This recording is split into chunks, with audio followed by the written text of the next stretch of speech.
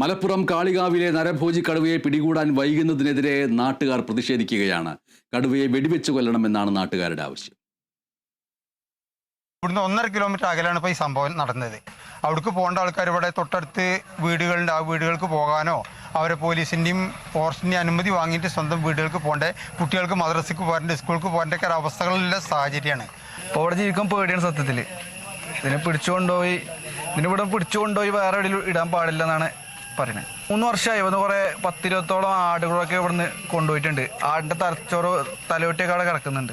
അതിനെ ഇവിടുന്ന് അങ്ങനെ കൊണ്ടുപോകാൻ അനുവദിക്കൂല. അവർ തടഞ്ഞു നിർത്തിയിട്ട് തന്നെ അതിനെ കൊണ്ടുപോകാനുള്ളൊരു തീരുമാനം എടുക്കാൻ ഇവർക്ക് പറ്റുമോ എന്നുള്ളത് അറിയാൻ വേണ്ടിയിട്ട് തന്നെ ഞങ്ങൾ നിൽക്കുന്നത്. ആ കടുവനെ പെട്ടെന്ന് പിടിച്ചായിട്ട് നമുക്ക് കൊല്ലണം എന്നുള്ളതാണ് നാട്ടുകാരെ ഇത്. അപ്പോൾ പിടിക്കുക, കൊല്ലാതെ ഒരിക്കലും നമുക്കത് വിട്ടുകൊടുക്കാൻ പറ്റില്ല എന്നുള്ളതാണ് നാട്ടുകാർ പറഞ്ഞത്. നരഭോജിയായ മൃഗങ്ങളെ വെടിവെച്ച് കൊല്ലാനുള്ള ഓർഡർ ഉണ്ട്. അത് ഞങ്ങൾക്ക് ഇവിടുന്ന് കൊന്നിട്ട് കൊണ്ടുപോയാൽ മതി. അല്ലെങ്കിൽ അത് വീണ്ടും തിരിച്ചു വരലും ഞങ്ങളെ ഭയപ്പാട് അതേമാതിരി നിലനിൽക്കുകയും ചെയ്യും.